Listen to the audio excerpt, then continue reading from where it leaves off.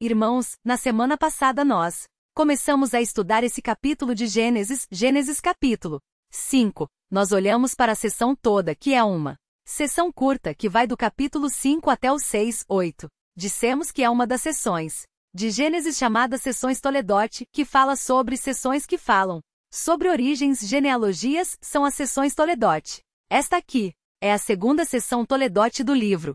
Ela abrange o capítulo 5, desde o versículo 1 até o capítulo 6, versículo 8. Nós olhamos para essa seção toda, fizemos uma visão macro, uma visão maior, não olhando cada versículo, claro, mas vendo de cima do alto, uma visão panorâmica, e pudemos detectar algumas lições importantes a partir dessa visão mais ampliada. Os irmãos devem se lembrar das lições que nós extraímos dessa visão mais aberta e não, claro, evidentemente não tenho como reapresentar essas lições aqui.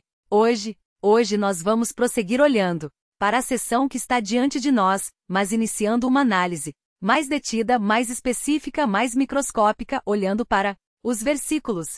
É importante que os irmãos notem, olhando aí a sua Bíblia, você deve notar que essa seção Toledote, que começa no capítulo 5, vai até o capítulo 6, versículo 8, ela abrange dois diferentes gêneros. Você vê um gêneros literários. Os irmãos devem observar que o capítulo 5 é uma genealogia. Na Bíblia nós temos várias genealogias. E nós temos esse gênero, se é que podemos chamar assim, uma genealogia formal que abrange o capítulo 5 todinho.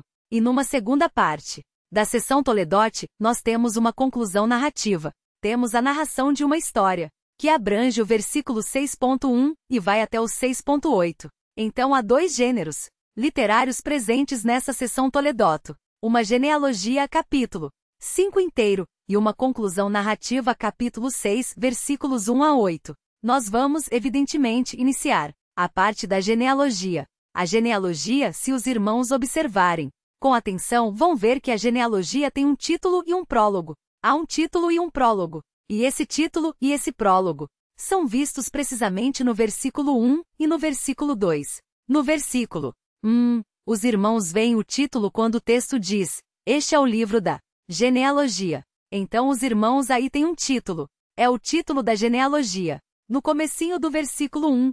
E depois os irmãos têm um prólogo. É o prólogo da genealogia que pega a segunda metade do versículo 1, que diz: no dia em que Deus criou o homem. Aí nós já temos o prólogo da genealogia, que vai até o final do versículo 2. Então é isso que nós temos aqui. Esse é um esbocinho que nós temos aqui.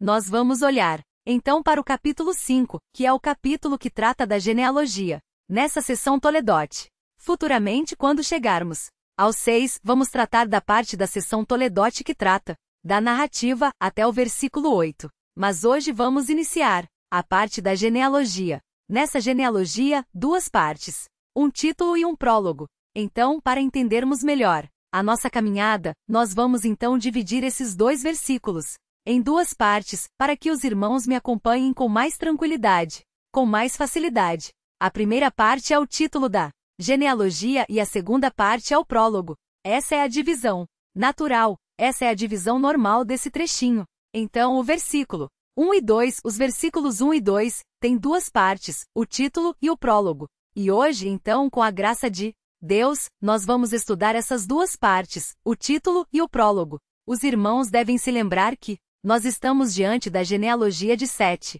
É a história da genealogia de Sete a partir de Adão, e isso tem um objetivo. Então observe aí o título da genealogia. Iniciando então a análise dos versículos 1 e 2, observe aí o título da genealogia. O texto diz: este é o livro da genealogia de Adão. Esse é o título. E qual é a importância desse título? É importante observar aqui quando o texto diz: este é o livro da genealogia de Adão. O texto. Evidentemente, naqueles dias não haviam livros como nós temos hoje. A palavra que é usada aqui, palavra comum para livro, é a palavra Sefer. E essa palavra, a palavra Sefer, ela significa livro, sim, mas ela significa também rolo. Por quê? Porque os livros naquela época eram assim. Eles não eram encadernados como os livros que nós temos. Eles eram rolos. As pessoas enrolavam. Então o que haviam escrito ali em papiro ou em pergaminho, enfim, algum material de escrita, faziam aqueles rolos e mantinham aqueles rolos então guardados. Geralmente depositavam esses rolos, guardavam esses rolos para serem conservados dentro de vasos. Na época, os vasos de barro eram, talvez, os utensílios da casa mais úteis que serviam para tudo. O guarda-roupa era um vaso.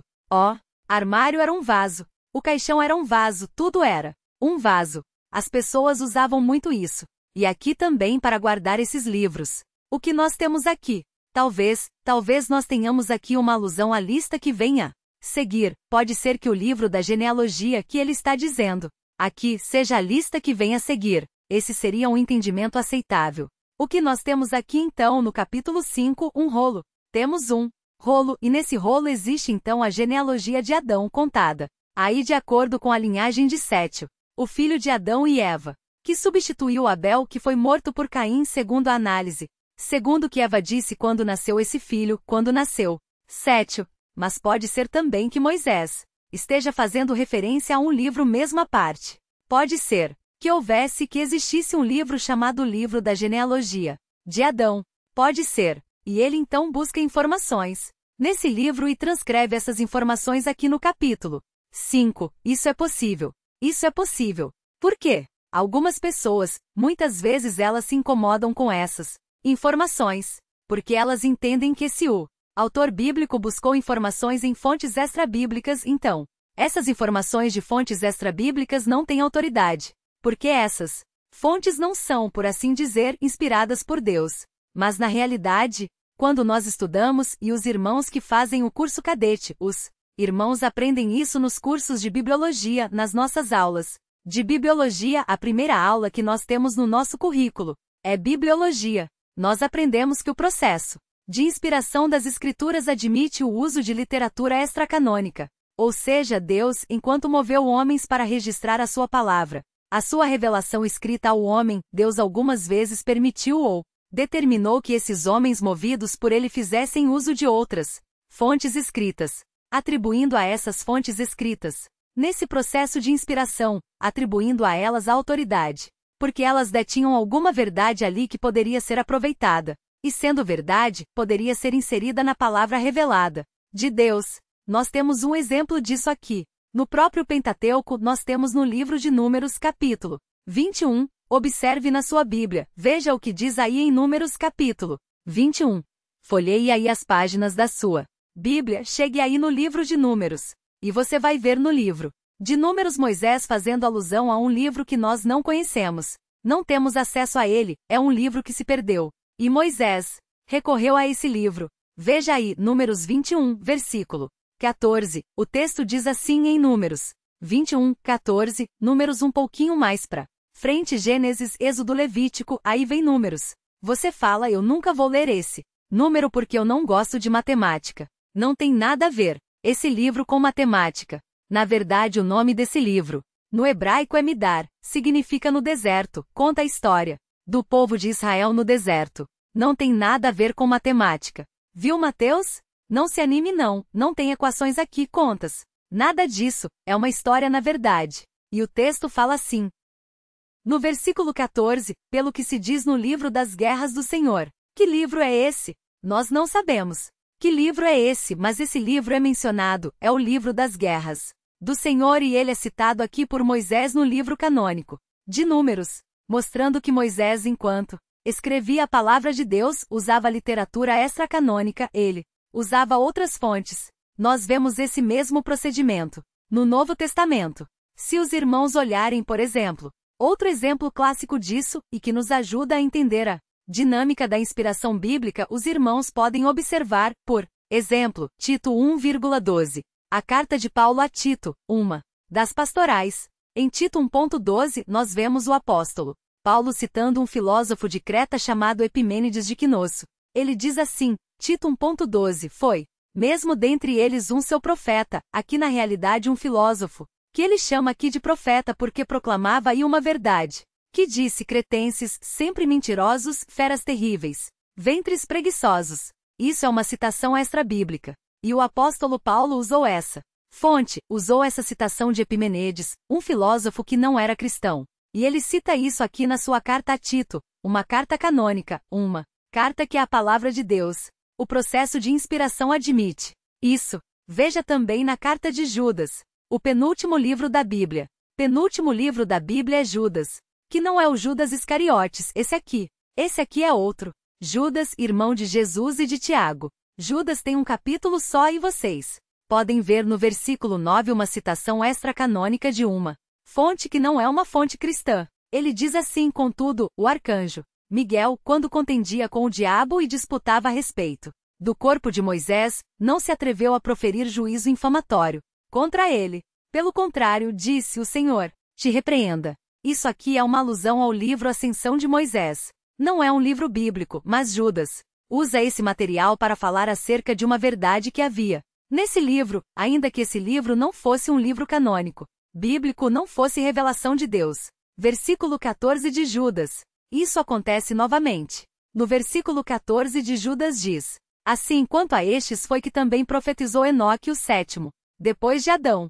Nós vamos estudar mais Enoque nos sermões futuros, porque Enoque é mencionado no capítulo 5 de Gênesis. E o texto diz: quanto a estes foi que também profetizou Enoque o sétimo depois de Adão, dizendo: eis que veio o Senhor entre suas santas miríades. E aí o texto prossegue, versículo 15 e tudo mais, citando aqui um outro livro extracanônico, o livro de Enoque, que não é um livro bíblico. Isso então nos ajuda a entender que nesse processo de inspiração, Deus usou a inteligência dos escritores, a capacidade de pesquisa, a memória, a análise literária para compor a sua revelação ao homem. Não é que esses livros são inspirados por Deus, mas Deus, no processo de inspiração, fez com que os seus autores, os autores sagrados, buscassem também nesses livros verdades válidas, verdades verdadeiras, coisas santas, sagradas que estavam ali. E eles então inseriram isso no registro que fizeram enquanto eram movidos por Deus a isso. Pode ser então que esse livro da genealogia de Adão fosse um livro à parte. E Moisés então usou esse livro à parte para registrar o que vem a seguir aqui até o versículo 32. E o que é importante notar nesse primeiro momento, no título da genealogia, as pessoas vão falar: mas o que tem num título de genealogia? Existe no título da genealogia uma nota de esperança. As pessoas vão falar: pastor, está vendo coisa demais. Não tem nada disso aqui. Como? Como é que pode haver no título dessa genealogia uma nota de esperança? Existe sim, queridos. Aqui no título da genealogia há uma nota de esperança. Como? Note bem, isso acontece a partir de um artifício, um recurso literário que é usado aqui. O autor bíblico faz uma escolha. Ele poderia traçar a linhagem de Adão, seguindo a genealogia de Caim. Mas a genealogia de Caim, conforme nós já estudamos no capítulo 4, é uma genealogia de desvio, de desgraça, de rebelião, de pecado, de crimes horríveis. Nós vimos tudo isso no capítulo 4. Mas quando então o autor Moisés quer registrar a genealogia de Adão, ele não usa a linhagem de Caim como poderia usar. Ele usa a linhagem de Sete. Ele diz que a linhagem de Sete é a genealogia de Adão. Por quê? Porque a linhagem de Sete é uma linhagem santa. É a linhagem dos homens, conforme aprendemos no finalzinho do capítulo 4, é a linhagem dos homens que invocam ao Senhor. Então o autor Moisés, quando ele quis falar sobre a genealogia de Adão, ele pensou na genealogia de Sete. Quando ele quis colocar um nome para a genealogia de Sete, ele disse: eu vou colocar o nome de genealogia de Adão. Para quê? Para mostrar que existe esperança para toda a humanidade, porque é por meio da genealogia de Sete que haverá redenção. É na genealogia de Sete que haverá perdão. Quando o autor bíblico quis incutir esperança na história da humanidade, quando ele quis incutir esperança na história dos filhos de Adão, ele pegou a linhagem de Sete, a linhagem santa, e colocou esse título nela: Livro da Genealogia de Adão. A genealogia de Adão é esta aqui. É uma genealogia onde há esperança. É uma genealogia onde haverá um dia a redenção. E isso é importante observar. Pelo seguinte, a esperança, quando nós associamos a palavra esperança àquilo que subjaz ao pensamento do autor enquanto ele constrói esse capítulo, o que está presente por trás dessa noção de esperança é a palavra, é a realidade da redenção. Quando Moisés quer sugerir esperança para a humanidade, para os filhos de Adão, e coloca a linhagem de Sete com esse nome, descendência de Adão, ele quer incutir esperança, colocando por baixo dessa palavra esperança a ideia de redenção. Por essa linhagem nós vamos experimentar a redenção.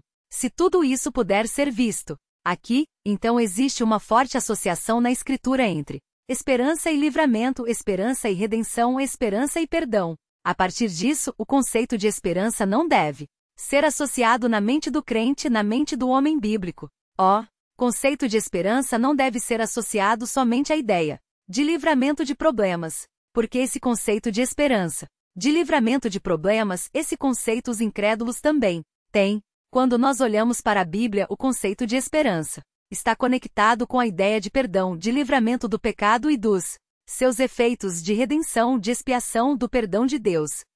Esse conceito é que está ligado à ideia de esperança. Talvez os homens estejam dizendo que há muita coisa sendo vista num título só. O pastor está fazendo uma construção aí que ela parece um pouco artificial, porque ele pega o título da genealogia da humanidade, de Adão, e o fato desse título estar na linhagem de Sete, ele já vê uma evocação da esperança, e ele já liga essa esperança com a redenção que a linhagem de Sete trará. Talvez seja possível, a gente pode talvez ir longe demais ao fazer isso, mas a verdade é que quando nós olhamos para o Novo Testamento, isso que eu falei para os irmãos, encontra um apoio muito forte. Se os irmãos olharem, por exemplo, para Hebreus 6, é um texto muito lindo, o texto de Hebreus 6, os versículos 18 a 20. Observem esse texto, Hebreus 6, 18 a 20. É um texto muito bonito. É o finalzinho de Hebreus 6. Todo mundo cita Hebreus 6 para discutir se o homem perde a salvação ou se o homem não perde a salvação. Hebreus 6 é conhecido no debate calvinismo versus armenianismo, por causa desse impasse, de se o homem perde a salvação, ou se o homem não perde a salvação. Mas Hebreus 6 tem no seu finalzinho uma mensagem maravilhosa que está muito acima dessas discussões, que nós muitas vezes com as quais muitas vezes nos envolvemos. Veja aí o que diz o versículo 18, 19 e 20. O que dizem esses versículos aí? O texto fala assim, Hebreus 6. Diz assim, para que mediante duas coisas imutáveis nas quais é impossível que Deus minta, forte alento tenhamos nós que já corremos para o refúgio. Esse texto fala que nós, os crentes, temos um forte alento, e que nós, os crentes, já corremos para o refúgio. Nós já estamos protegidos. Estando protegidos, nós experimentamos um forte alento. Por quê? De que estamos protegidos? E por que experimentamos um forte alento? E o texto prossegue, nós vamos chegar nisso. O texto prossegue e diz assim, a fim de lançar mão da esperança proposta. Ele fala da esperança. E na sequência, vejam como ele descreve a esperança. Ele diz, a qual temos por âncora da alma segura e firme. Esse texto está dizendo que a esperança que nós temos é algo que prende, que segura, que dá firmeza à nossa alma. A nossa alma não é levada pela correnteza da vida em desespero. A nossa alma não é levada em roldão pelas ventanias aí que se abatem sobre o mar da nossa vida. Esse texto fala que nós temos uma esperança que é uma âncora para a nossa alma. É um remédio para o nosso coração. Nos dá firmeza, nos dá segurança, nos dá forças. É isso que é uma âncora. Se nós não tivéssemos essa âncora da alma, a nossa alma seria levada, a nossa alma seria arrastada, a nossa alma não teria firmeza para suportar nada. Eu me lembro que muitos anos atrás, quando eu trabalhava, eventualmente, no seminário Palavra da Vida, quando eu era enviado para estágios de final de ano, eu trabalhei num barco durante um mês ou mais. E eu me lembro que uma vez eu dormi no barco e durante a noite o barco soltou a âncora. E eu, dormindo lá dentro, quando eu acordei eu não sabia onde eu estava. Perdido. O barco foi sendo levado. Eu não sabia onde eu estava quando acordei cedo. Fui sair do barco, mas não dava para sair do barco. Estava preso ali o barco, mas a âncora soltou e foi levado. Estava ali, no meio de um canal, de um braço de mar vazio. Para onde vou? O que eu faço? Que direção eu tomo? Estou aqui perdido. Fui levado. Sem âncora. Não estando o barco ancorado. Eu fui levado pela maré. Aliás, não houve tempestade nenhuma. Não houve nada. Simplesmente estar no barco sem âncora, sem que eu passasse por nenhuma tormenta, já me levou para direções erradas que me deixaram perdido. É assim a vida do incrédulo. O incrédulo, ele não tem forte além. Como diz o versículo 18, ele não tem forte alento, porque ele não correu para o refúgio. que é a cruz de Cristo. Ele não correu para o refúgio, que é o Senhor, o Redentor. Ele não correu para isso. Então ele não tem forte alento. E ele não tem essas coisas, por quê? Ele não tem esperança, que é a âncora da alma. E não tendo a esperança, que é a âncora da alma, ele vaga, ele é levado. Ele está perdido. Ele não sabe qual é a direção a tomar. Ele não sabe qual é o rumo que ele tem que tomar. Ele vive com medo. Ele não sabe onde o barco dele vai dar, onde a vida dele vai parar. Ele não tem uma bússola. Ele não tem segurança nenhuma, nem mesmo no dia a dia comum. Ele não tem isso. Mas os crentes, diz aqui o texto, os crentes têm isso. Eles têm esse refúgio. Eles têm alento, porque eles têm uma esperança, e essa esperança é uma âncora da alma. Agora vejam bem, prestem atenção no versículo, porque o versículo não termina aqui. Se os irmãos olharem o versículo 19, o texto fala que essa âncora está presa num lugar. Onde essa âncora está presa? O texto fala que ela penetra além do véu, onde Jesus, como precursor, entrou por nós, tendo se tornado sumo sacerdote, para sempre, segundo a ordem de Melquisedeque. Isso é uma alusão à obra redentora de Cristo. Cristo, como sacerdote, ofereceu o seu sangue diante de Deus. O texto está dizendo que essa âncora da alma, ela está presa aonde? Ela está presa no sacrifício de Jesus. É isso que nos traz refúgio. É isso que nos traz além. A nossa esperança está nisso. Quando nós passamos por problemas e por dificuldades, nós não temos só a esperança do problema passar. Nós temos esperança de perdão e de vida eterna. Estamos num hospital, doentes, morrendo. Nós temos esperança. Mas não é esperança só de sair do hospital. É a esperança sólida, firme, é a âncora da alma, que me dá a garantia de que eu tenho perdão de Deus. Deus me perdoou. Haja o que houver. Eu tenho alento, porque eu estou protegido por um refúgio. A minha alma está segura, porque a esperança que eu tenho está presa na cruz que não se abala. No sacrifício que ele fez, está presa lá. Eu tenho perdão, eu viverei eternamente. Isso me traz alento. É o meu refúgio, é a minha esperança. Não é a esperança só de receber a alta, não é a esperança só de ser curado, é a esperança certa e segura do perdão de Deus. Tudo vai passar um dia. Tudo vai acabar um dia. Os nossos problemas financeiros, meus queridos, os nossos problemas financeiros, e todos nós temos, vivemos num país difícil, eles vão acabar um dia. Todos vão acabar. Nós partiremos daqui. Todos os seus problemas financeiros vão ser herdados por seus filhos. Fiquem tranquilos. Fiquem sossegados. Eles vão cuidar disso. Todos os seus problemas de saúde serão solucionados totalmente naquele dia. Todos eles. Você não terá que tomar mais remédio nenhum. Hoje eu tomo 2 remédios caros. Não tomava nenhum antigamente, agora tomo 2. O pastor Thomas já perdeu a conta de quantos remédios ele toma para as costas dele. Eu sei que com o passar do tempo eu vou tomar mais remédios. Vou ter que andar com uma caixinha cheia de remédios. Todos nós assim, todos nós somos assim. Mas tudo isso vai acabar um dia. A diferença é que nós, os crentes, temos uma esperança. E essa esperança é a esperança baseada no que Cristo fez por nós ao derramar seu sangue. Nós temos o perdão. E o conceito bíblico de esperança está ligado a isso. A perdão. Se você está me ouvindo agora, aqui ou na sua casa, se você não tem perdão, você também não tem esperança. Não há como ter esperança sem ter perdão. E o título da genealogia que está diante de nós, evoca longínquamente essa ideia. A esperança para a genealogia de Adão. Por quê? Porque a linhagem que vem a seguir é a linhagem em que há perdão. Esse é o título da genealogia. A genealogia se chama o livro da genealogia de Adão. E agora nós vamos olhar a segunda parte. A segunda parte é o prólogo da genealogia. Os irmãos vão ver o prólogo. É um prólogo simples. Ele é composto por algumas afirmações. Os irmãos vão ver que ele faz uma alusão. O prólogo diz assim: no dia em que Deus criou o homem. É uma alusão ao capítulo 1, a partir do versículo 16. Essa frasezinha, no dia em que Deus criou o homem, ela se repete no finalzinho do prólogo. Veja aí, o versículo 1 diz, no dia em que Deus criou o homem, e aí vejam o finalzinho do versículo 2. No dia em que foram criados. É uma repetição. A frase é dita 2 vezes. Por quê? Porque esse prólogo é um sanduíche. É um sanduíche. Tem aqui uma fatia de pão e no final outra fatia de pão. E nós temos no meio o recheio. E esse recheio que está entre essas 2 fatias, a fatia se chama, no dia em que Deus criou o homem, e a segunda fatia, no dia em que foram criados, são as 2 fatias.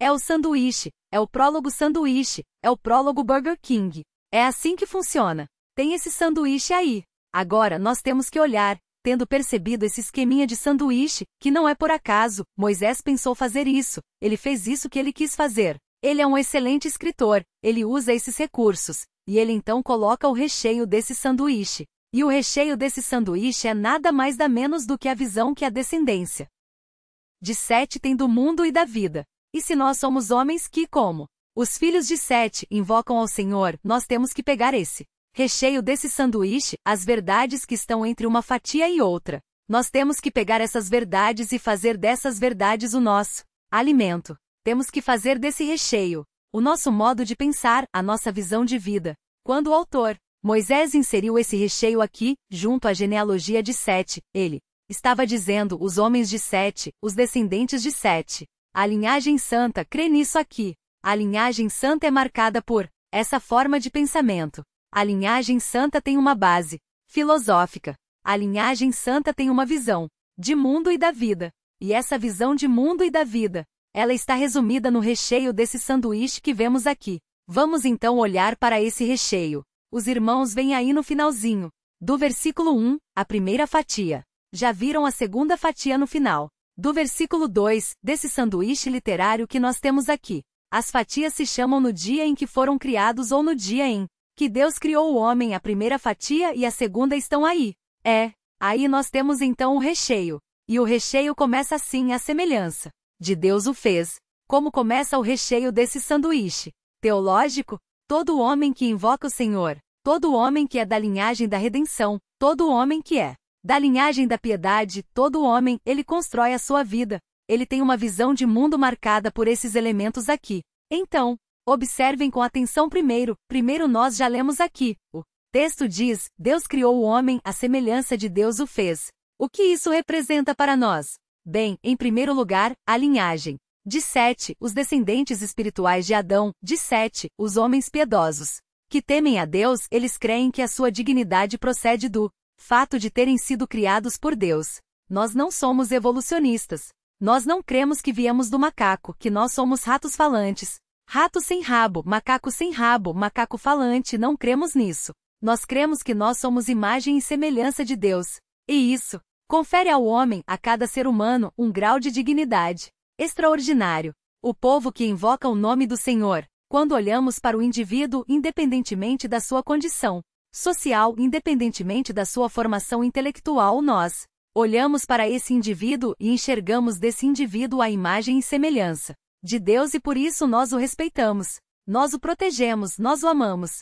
Independentemente da sua fé, independentemente da cor da sua pele, independentemente da sua formação, seja ela qual for, a sua origem, a sua linha, não importa. Nós olhamos para as pessoas e vemos nelas dignidade, porque elas são imagem e semelhança de Deus. E isso, os homens do mundo não têm. Os homens do mundo não incluem esse fator, esse ingrediente mental, esse ingrediente ideológico no sanduíche do seu pensamento. Eles não pensam assim. E o grande problema então da filosofia e da ética ateísta é que os homens não encontram uma base para a dignidade humana. Qual é a base da dignidade humana? Os filósofos ateus não conseguem descobrir um fundamento filosófico para dizer o homem é digno. Existe uma filósofa que é bem conhecida no meio acadêmico, é uma filósofa judia, ela é alemã, de origem judaica, o nome dela é Hannah Arendt. Não sei quantos já ouviram falar de Hannah Arendt. Ela é muito conhecida no contexto filosófico, no contexto acadêmico, no contexto universitário, eu tenho aqui as datas de nascimento e morte dela. Nasceu em 1906, morreu em 1975, é filósofa contemporânea. Olha o que ela diz que a dignidade humana reside no potencial que o homem tem para fazer escolhas éticas e mudar o mundo. Porque eu sou digno, diz ela, porque eu sou capaz de fazer escolhas éticas e sou capaz de, com isso, mudar o mundo. É isso. Lindo. Mas e se eu perder a minha capacidade de fazer escolhas éticas? E se eu perder a minha habilidade de influenciar o mundo? O que acontece com a minha dignidade? Se nós levarmos isso adiante, nós diremos que pessoas em estado vegetativo perderam a sua dignidade. Os irmãos conhecem o estado da minha mãe. Todos aqui acompanham, oram por ela. Ela tem demência progressiva e Alzheimer. Não conhece ninguém, não me conhece. Não conhece ninguém, fica deitada numa cama o tempo todo ali. Onde está a dignidade da minha mãe, da dona Nena, da irmã Nena? Onde está a dignidade dela como ser humano? Segundo essa concepção, ela perdeu essa dignidade. Ela não pode fazer escolhas éticas e nem tem capacidade de influenciar mais o mundo. Onde está a dignidade de uma criança dentro do ventre de sua mãe? Onde está? Essa criança não tem capacidade de fazer escolhas éticas. Ela não tem a habilidade de tomar decisões para mudar, para influenciar e alterar o mundo ao seu redor. Onde está a dignidade dessa criança? Daquele da vida intrauterina? Onde está a dignidade desses seres humanos? Eles aparecem de acordo com essa visão, mas a filosofia do mundo vai oferecendo essas respostas. Eles precisam de uma base ética para que eu respeite vocês e vocês me respeitem. Porque eu tenho que respeitar o ser humano. Porque ele é digno. Porque ele é digno. Deus não existe. Ele é um macaco desenvolvido. O homem é um rato sem rabo. É um rato falante. É isso que ele é. É um rato tamanho família. É isso que ele é. É um rato grandão. Que fala. Aliás, isso nem deveria ser muito bom. Se ele ficasse de boca fechada seria melhor. Mas ele é um rato. Que fala. É isso que ele é. Onde está então a sua dignidade? Arendite oferece essa resposta. Nos dias atuais, um filósofo extremamente popular, você encontra livros dele naquelas livrarias que tem no metrô. É Friedrich Nietzsche. Já ouviram falar de Friedrich Nietzsche? Ele é extremamente popular entre os estudantes jovens de filosofia. Ele é muito popular. Todos gostam de Friedrich Nietzsche, os jovens ateus. Aliás, se você quiser parecer inteligente na universidade, é só você falar que você é ateu. Você pode tirar 0 em tudo. Pode tirar 0 em tudo, pode confundir as coisas. Você é a pessoa mais estúpida da Terra. Mas se você disser na universidade que você é ateu, todo mundo vai achar que você é inteligente.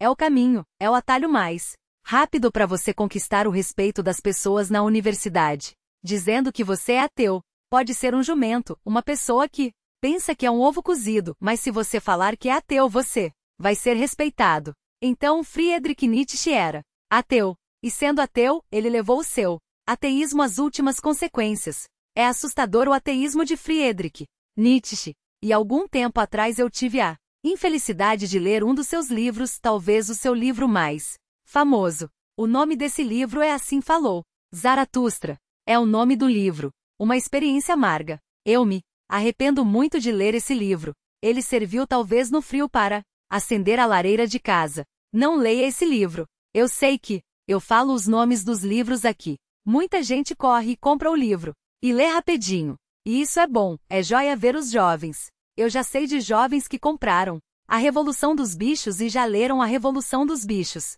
Ficaram fãs do Porco Napoleão e tal. Outros leram 1984 também, de George Orwell, porque eu falei aqui. Outros leram os livros de Flávio José que eu mencionei aqui. É joia. Eu já acho bacana isso. Por quê? É importante que o púlpito também sirva de estímulo intelectual para a juventude e para os irmãos em geral. Nós temos que criar uma igreja inteligente. Pessoas que sabem as coisas, que leem bastante.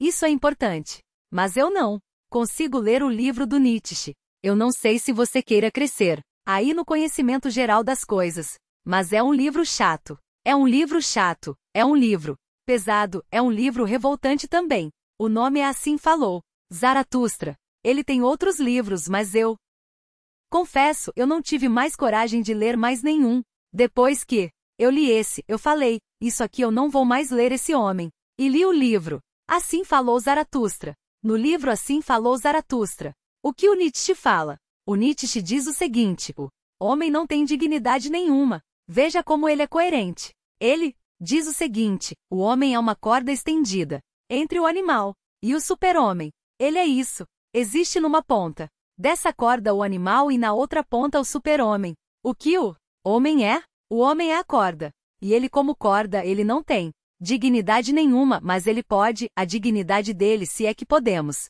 dizer isso, ela está no fato dele poder transpor a condição de corda e se tornar o super-homem. Quando eu falo super-homem, não. É o Clark Kent, não é esse aí. O super-homem é o homem totalmente livre de padrões morais. Dá para acreditar nisso? Esse é o super-homem. O super-homem é o homem totalmente livre de padrões morais. Esse é o super-homem porque ele se realiza, ele se torna realmente humano. E aí sim, ele se tornará digno. Agora, nesse instante, o homem não é digno. Ele será digno um dia quando ele deixar de ser essa corda entre o animal e o super-homem, e se tornar efetivamente o super-homem livre, voando longe de qualquer conceito moral que existe hoje em dia. Mas esse homem é um monstro. Nietzsche é um monstro, mas ele é um dos filósofos mais populares nos dias de hoje. Eu vou ler aqui para vocês algumas anotações que eu fiz.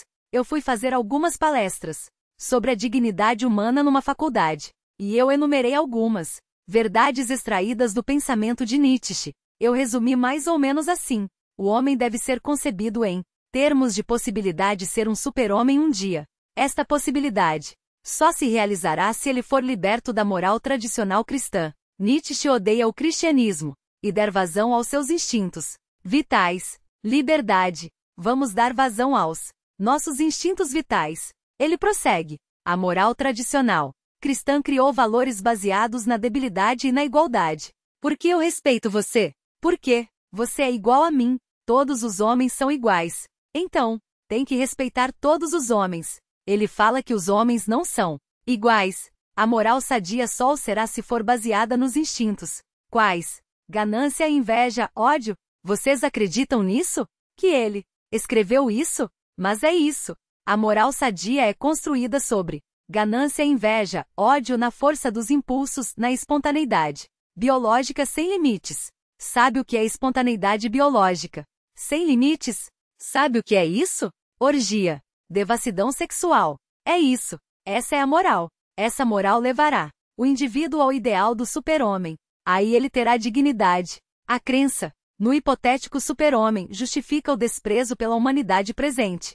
Essa humanidade aqui, especialmente os cristãos, não valem nada. São desprezíveis, onde os seres humanos são apenas meios ou às vezes obstáculos. Nós somos até obstáculos e mais. Ele diz, obstáculos que devem ser destruídos. Se você é um pregador da moral cristã, você é um obstáculo para o homem se aperfeiçoar. Você deve ser destruído. Ele faz uma crítica severa ao cristianismo. Ele diz o seguinte: eu estou falando para os irmãos, não estou falando de um filósofo de décadas atrás, nada disso. Estou falando de um homem atual. Esse, como eu disse para vocês, é o filósofo mais popular da atualidade. Os jovens estudam, gostam dele, admiram-no. Vejam, esse filósofo foi estudado nas universidades dos seus filhos. Seus filhos aprendem sobre ele. Vejam, ele fala assim, a visão de Nietzsche sobre o cristianismo, ele fala assim, para Jesus os homens tinham o mesmo valor, eram iguais os homens, para Jesus, e também direitos iguais.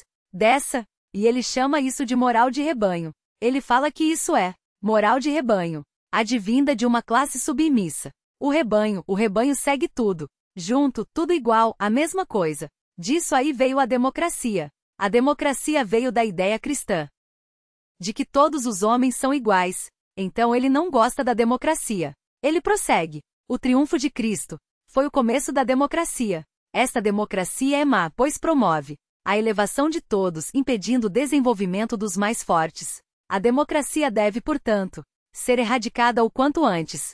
Para isso, porém, é preciso destruir o cristianismo em suas concepções do homem, acabar com a religião cristã, para com isso acabarmos com a democracia, porque os homens não são iguais, são diferentes. Um é superior ao outro. O conceito de igualdade deve ser aniquilado. Os homens não são iguais. O processo de evolução, e aqui Nietzsche abraça Darwin, Nietzsche e Darwin, abraçados de mãozinha dada os dois. O processo de evolução envolve a utilização da classe inferior pela superior. Isso prova que a natureza abomina a igualdade. Se noções de igualdade forem mantidas, o caminho para uma nova raça não será aberto. Eu tenho a impressão que Nietzsche é o pai de Hitler. Nietzsche é o pai de Hitler. Esse homem, ele entende que a dignidade humana está nisso, em um dia poder se tornar, o homem poder se tornar, um homem capaz de matar, de adulterar, de viver em promiscuidade, de fazer qualquer coisa, sem sentir nenhum grau de culpa. Aí sim, ele será um homem digno. E é essa mentalidade que está sendo construída na cabeça dos nossos jovens hoje em dia. É a visão nietzschiana de mundo. Mas nós somos os descendentes espirituais de Sete. Nós não pensamos assim. Isso para nós causa um terrível desconforto. Nós odiamos esse pensamento. Nós abominamos tudo isso aqui. Nós somos a linhagem espiritual de Sete. E sendo dessa linhagem, nós cremos que Deus fez o homem à sua imagem e semelhança. E nisso reside a dignidade do ser humano. Eu olho para cada pessoa deste mundo e eu devo respeitá-la. Ah, mas é um pecador perverso. Eu devo respeitá-lo. Talvez reprovar, sim, os seus atos. Mas olhar para essa pessoa como alguém digno do meu respeito, do meu amor, da minha proteção. Não importa nenhuma outra circunstância, nenhum outro elemento intrínseco ligado a ela. O fato é que ela é imagem e semelhança de Deus. Ela pode estar no hospital sem falar nada, sem poder se mover. Pode estar dentro do ventre da mãe. Ela tem dignidade. Ela é imagem e semelhança de Deus. A minha mãe naquele leito, sem conhecer seu esposo, sem me conhecer, sem poder fazer nada, sem poder sequer se levantar. Ela é digna do nosso amor, do nosso cuidado, do nosso respeito, da nossa proteção, porque ela é imagem e semelhança de Deus. E essa é a mentalidade do povo, que invoca o nome do Senhor. Mas o recheio continua. E o recheio tem um elemento óbvio, talvez profético. Quando o recheio foi colocado aqui, talvez naqueles dias isso fosse um recheio muito normal. Um recheio óbvio. Mas talvez os homens da época não soubessem a relevância que esse recheio teria hoje. O texto diz no versículo 2, homem e mulher os criou. Nós acreditamos que há homens e mulheres. Sabiam disso? É óbvio. Nós acreditamos que há homens e mulheres. São diferentes. Na nossa cosmovisão, homem e mulher. Não há um mulher-homem. Ou homem-mulher. Não existe isso. Nem a palavra, nem a realidade. Não existe isso. Na concepção, na cosmovisão dos homens que invocam ao Senhor, o homem é um homem, a mulher é uma mulher. No conceito bíblico, sexo é uma realidade fortemente corporal. É uma realidade fortemente ligada à forma física. Deus fez o homem, é uma forma física, é um corpo masculino. E Deus fez a mulher, é uma forma física, é um corpo feminino. E isso deve nos ajudar a ver o mundo ao nosso redor também. Porque hoje em dia, naqueles dias não, mas isso tem sido extremamente útil. Eu acho que até a colocação disso aqui é algo profético. Eu acho que quando Moisés colocou aqui, ele não sabia, mas o Senhor, o Espírito Santo de Deus estava colocando isso aqui para realçar para os homens dos nossos dias essa distinção que Deus fez homem e Deus fez mulher, e eles são distintos. Não existe como querem incutir na nossa cabeça, não existe uma mulher num corpo de homem. Isso não existe. E não existe um homem dentro de um corpo de mulher. Você é aquilo que seu corpo é. Você é aquilo que o seu corpo mostra que você é. Se eu disser eu sou um pássaro, isso não muda nada. Mas eu gosto de alpiste. Isso não muda nada. Você é apenas um homem que gosta de alpiste. Isso não muda o fato de você ser alguém do sexo masculino. Não importam seus desejos, não. Importam seus gostos, suas preferências, suas orientações. Essa é uma questão moral, não é uma questão biológica, não é uma questão ligada à sexualidade da pessoa. Porque esse conceito é fortemente corporal. Eu sou um homem, porque eu tenho um corpo de homem. E as mulheres são mulheres. Por quê? Elas têm um corpo de mulher. E não há como mudar isso. Não há. Mutilações não alteram isso. Enxertos e operações não mudam essa realidade. Eu li nessa semana alguns irmãos. Os 2 irmãos mandaram para mim um link. Eu não acreditei. Eu adoeço, eu vou morrer cedo. Eu adoeço. Eu li o artigo enviado por esses irmãos. 2 irmãos mandaram para mim o mesmo artigo. Eles só querem o meu mal, só pode ser. É um conluio. Eles mandaram para mim um link do site UOL. UOL Estilo é o nome do site e fala de uma mulher transgênera. Uma mulher transgênera é um homem que diz que é mulher. Ele sente que ele é mulher. Ele olha para si, ele fala: eu tenho um corpo de homem, mas eu não sou um homem. Eu sou uma mulher. Meu corpo é masculino.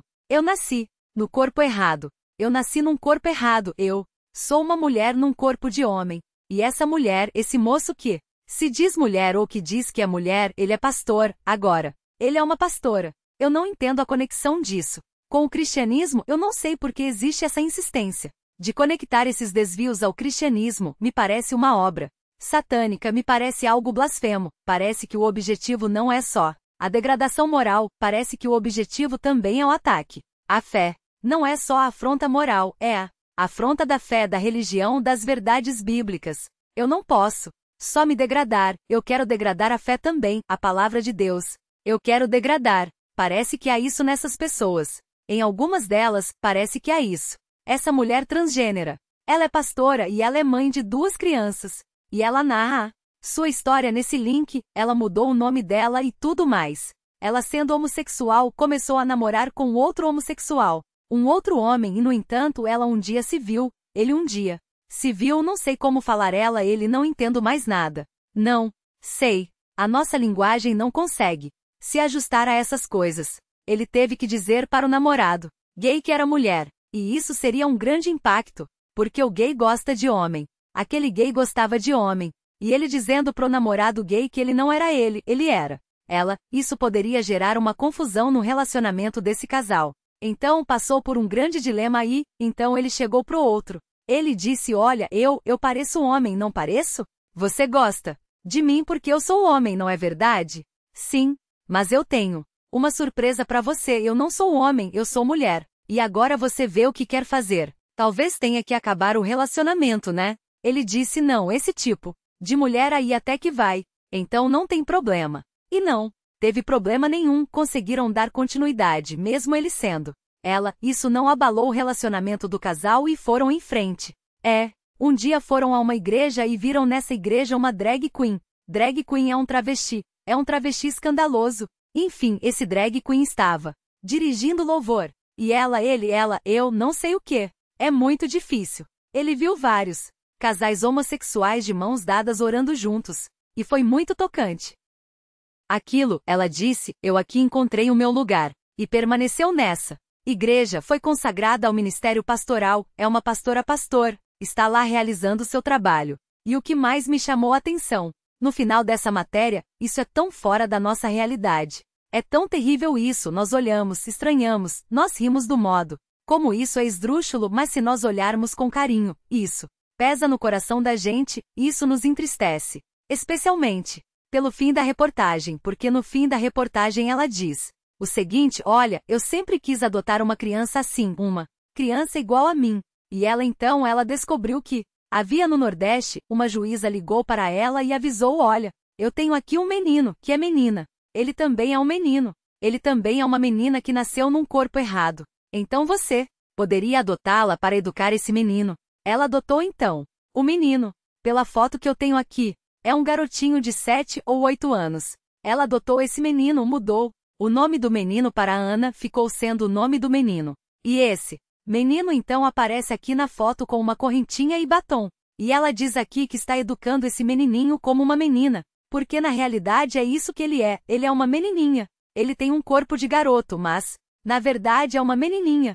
E ele ouve uma grande alegria. Aqui, ela expressa uma grande alegria porque conseguiu ter o reconhecimento jurídico do menino como menina. Ele foi registrado como mulher na certidão de nascimento. Ele agora é uma mulher. E termina o artigo em que esse transexual, esse homem que diz ser mulher, ele termina dizendo: e nada me deixa mais feliz do que saber que ela, que é esse menininho, vai poder viver a infância e a adolescência com a paz de poder ser quem ela é, sem preconceitos e medo. E com a bênção de Deus, que agora eu sei que ama nós, todos nós, do jeitinho que nós somos. Ele e nós viveremos sob a bênção de Deus que nos ama do jeitinho que nós somos. Então, o artigo termina com essa notinha de um Deus que olha para isso e diz: olha, vocês têm a minha bênção. Nós não sabemos medir isso, nós não encontramos palavras no nosso vocabulário para avaliar isso. O que nós dizemos é que isso é uma promiscuidade inominável. Inominável. Nós dizemos que isso é algo criminoso e absurdo. Não há como isso entrar na nossa cabeça. Não há como isso entrar na nossa cabeça. É impossível que nós olhemos para isso e olhemos para isso com naturalidade. O que vemos aqui é somente isso. É uma promiscuidade coberta com uma linguagem de piedade e de santidade que tenta justificar essa mesma promiscuidade. Nós Sabemos que essas pessoas que se entregam a esse tipo de transformações, e esse tipo de discurso, essas pessoas sofrem terrivelmente. Existe um site nos Estados Unidos chamado Seixangeregra, é o nome do site, é tudo junto. Se você quiser visitar o site seixangeregra.com, como falam os americanos, então você acessa esse site e você tem lá o dono do site, é alguém que passou por essa experiência e se arrependeu da mudança de sexo, coisa que ele fez, se arrependeu. E ele ajuda pessoas que têm esses problemas. Então ele dá informações, dizendo que a pessoa que não aceita o seu corpo como sendo um corpo masculino ou feminino, isso gera infelicidade, frustração, confusão e um alto número de suicídios. Muito importante frisar isso, um alto número de suicídios. Por que esses desvios acontecem no mundo que nos cerca? Porque nós temos que descer ao básico e dizer isto é um homem e isto é uma mulher? Não importa o que você sinta, o que você pense, o seu corpo define-se. Você é um homem ou se você é uma mulher. É comum jovenzinhos, juniores, crianças, muitas vezes terem dificuldades com a sua sexualidade e com a sua conceituação. E num mundo como esse elas podem ser facilmente enganadas em meio a essas confusões. Nós, os pais, temos que dizer, você é uma menina, não importa o que você sinta. Ou pense, não importam suas dúvidas, você é uma menina, porque menina. Ser menina ou ser menino é um conceito físico, corporal não. É um conceito mental, é um conceito corporal. Quando a Simone estava grávida da Isabela, nós queríamos um menino, tínhamos até um nome. Ia se chamar Guilherme. Guilherme nunca veio, nunca veio. Tentamos o segundo Guilherme. Não veio, veio a Helena. Tentamos o terceiro, veio a Sofia. Só vinha filha, ficou esse nome. Vocês não sabem da história. Ficou só Fia. Porque só vinha Fia, não vinha fio nenhum. Só Fia. Então o Guilherme nunca nasceu. Mas no dia em que fizemos a primeira ultrassonografia, no dia em que fizemos a primeira ultrassonografia, a médica disse, quer saber o sexo? Sim. A menina. Simone começou a chorar. Eu queria um menino. E chorou. Chorou. Tive que consolar a Simone. Não. Mas menina também é legal. Dá uma chance. Vamos em frente. E ela também é joia. E teve com o solar Simone lá e tal, estava internada nessa época, teve um probleminha na gravidez. E o médico, quando a Simone disse, mas eu queria um menino, o médico, não sei se era crente ou não. Ele disse assim, senhora, isso quem define é Deus. Quem define se é menino ou menino é Deus. Essa é a mentalidade da linhagem de sexo. Eles pensam assim. Aparece alguém vestido de mulher, é um homem. É um homem. Você é um homem. Você é um homem com roupa de mulher. Você é um homem. Aparece um homem que passou por uma cirurgia de mudança de sexo. Você é um homem mutilado. Você é um eunuco, mas continua sendo um homem. Ah, eu sou mulher, mas eu tenho atração por mulher. Você é uma mulher com problemas emocionais, mas continua sendo uma mulher. Essa é a mentalidade dos filhos de Sete. Há uma distinção homem e mulher, e isso nos ajuda a vivermos bem neste mundo sem essas frustrações e infelicidades que experimentam as pessoas que não sabem dessas coisas. Mas o sanduíche continua. E tem mais um ingrediente no recheio. O texto diz assim, homem e mulher, os criou e os abençoou. O que nós temos aqui?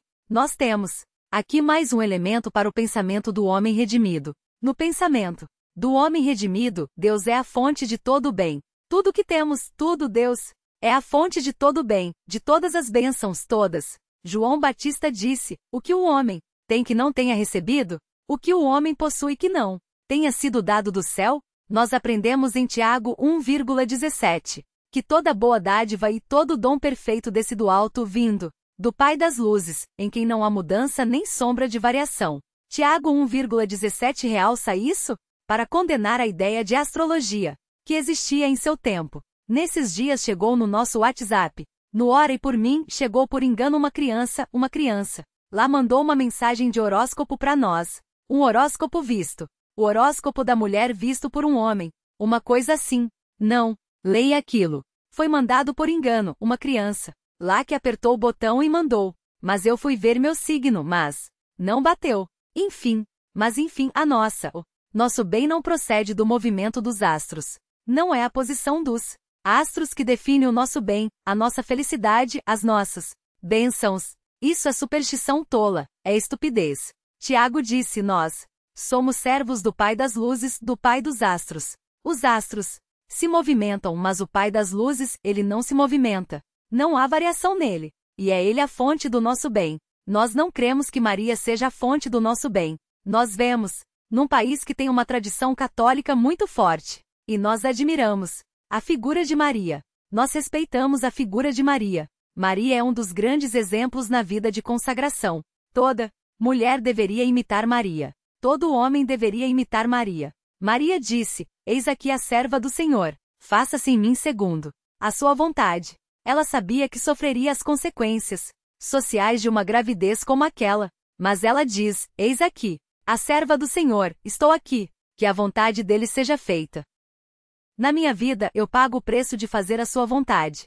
Mas estou disposta, minha vida é dele, estou consagrada a ele. Maria é um exemplo para nós. Temos que respeitá-la e imitá-la. Mas nós não podemos divinizá-la. Nós não podemos dizer que Maria é cheia de graça. Ela foi agraciada. Mas ela não é cheia de graça. Ela não é fonte de bênçãos para nós. Não podemos cultuá-la, adorá-la, orar para ela, invocando a sua ajuda. Não podemos fazer isso. A nossa única fonte de bênçãos é Deus. Não podemos orar para os santos. Para os anjos, acender velas para os santos, acender velas. Para os anjos, esperando receber bênçãos deles. Não podemos fazer nada disso. A gente vê nas ruas, antigamente tinha bastante, agradeço. A Santo Expedito a graça recebida. E Santo Expedito não sei que santo que é esse, acho que é o santo das causas perdidas, não sei. É o das causas impossíveis, das causas impossíveis. Então os jovens aqui querem arrumar uma namorada, é Santo Expedito é a saída. É o único jeito pra alguns, é o único jeito, é Santo Expedito. Nós não cremos nessas coisas, não cremos nisso. Nós cremos que Deus é a fonte de todo o bem. É das suas mãos que sai todo o bem. Quando nós vemos, e Deus nos abençoou, aqui a bênção. Aqui era dar uma linhagem, uma descendência, mas nós aprendemos. Deus é a fonte de todo o bem. Tudo que temos, tudo procede dele. Ele concede tudo aquilo que alegra o nosso coração. Vem dele e por isso nós olhamos para o nosso Deus com as mãos estendidas, dizendo: Senhor, olha, olha. Dizem que os judeus, quando oravam, levantavam as mãos. Por que eles levantavam as mãos? Nós não sabemos ao certo porque eles levantavam as mãos, mas uma das teorias é a seguinte: eles levantavam as mãos para dizer: Senhor, olha, olha, olha o que eu tenho nas mãos, eu não tenho nada e as suas mãos estão cheias, as minhas estão vazias. Por favor, coloca nas minhas mãos as tuas bênçãos, dá-me. Estou estendendo as mãos para o Senhor, socorro, dá-me aquilo de que preciso, o Senhor é a fonte de todo o bem, eu sou um descendente espiritual de Sete, eu sou da linhagem dos homens que invocam o Senhor. Estou invocando agora porque sei que o Senhor é a fonte de todo o bem. Eu não recorro a nada. Não recorro a artifícios. Não recorro a eventuais personagens religiosos para obter nada. Eu recorro somente ao Senhor. Eu sou da linhagem dos homens que invocam ao Senhor. Essa é a minha mentalidade. Essa é a minha visão de mundo. Só o Senhor é a fonte de todo o bem e ninguém mais. E finalmente nesse recheio literário tem mais um ingrediente. E esse ingrediente está no finalzinho do versículo 2 que diz assim: E lhe chamou pelo nome de Adão, ou lhe chamou pelo nome de humanidade. O que significa? No livro de Gênesis, dar nome a alguém é sinal de autoridade. Quem dá nome exerce autoridade. O que aprendemos aqui é que, na mentalidade dos filhos de Sete, eles entendem na sua mente. Eles entendem que Deus é a autoridade suprema. É o Senhor supremo em toda a terra. Ele está acima de todos os governantes. Ele está acima de todos os reis, e príncipes e governadores. Ele é a autoridade máxima, soberana, inviolável, inatacável de toda a terra. O mundo não entende. Assim, o mundo tirou o Deus do trono e o matou no seu coração. Mas nós que somos a linhagem espiritual de Sete, nós que somos os homens que invocam ao Senhor, nós entendemos. Há um rei no universo. E nós devemos obedecê-lo, amá-lo, servi-lo e honrá-lo. E é assim que deve ser a nossa vida, regida por esses elementos que estão aí no recheio desse sanduíche literário. Um desses elementos, o elemento final é esse: há um Rei Celeste, há um Senhor soberano governando tudo e eu devo obedecê-lo, amá-lo, honrá-lo, reverenciá-lo e servi-lo. Essa é a mente do descendente de Sete.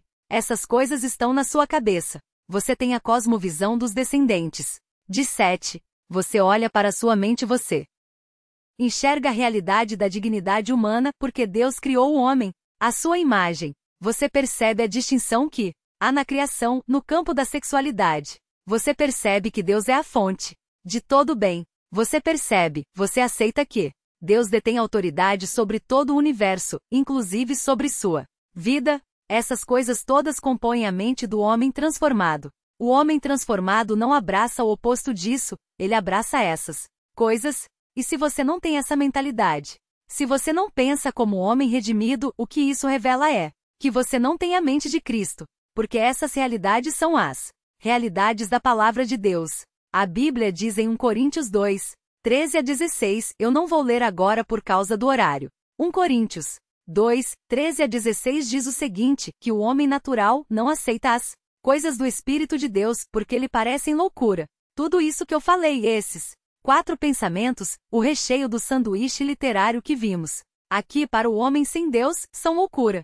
Mas Paulo prossegue em 1 Coríntios 2,13 a 16 e diz assim, que o homem espiritual, ele aceita essas coisas, porque ele tem a mente de Cristo. Você tem a mente de Cristo? Você aceita essas coisas?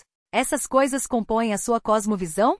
Somente os homens que têm a mente de Cristo compreendem e aceitam essas coisas. Vamos orar. Senhor, obrigado por essas coisas que aprendemos hoje. Queremos pedir que o Senhor nos abençoe, para que essa cosmovisão presente no prólogo dessa genealogia seja a nossa cosmovisão. Que nós, ó Senhor, abracemos essas coisas tendo a mente de Cristo. Que não nos deixemos levar pela mentalidade mundana que nos cerca. Que em vez disso, tendo sido transformados, nutramos a esperança de redenção que é a âncora da nossa alma. E enquanto não entramos nessa redenção plena, que nós, ó Deus, caminhamos neste mundo com essa mentalidade, a mentalidade dos homens que invocam o Senhor. Pedimos isso ao Senhor e o fazemos. Em nome de Jesus. Amém.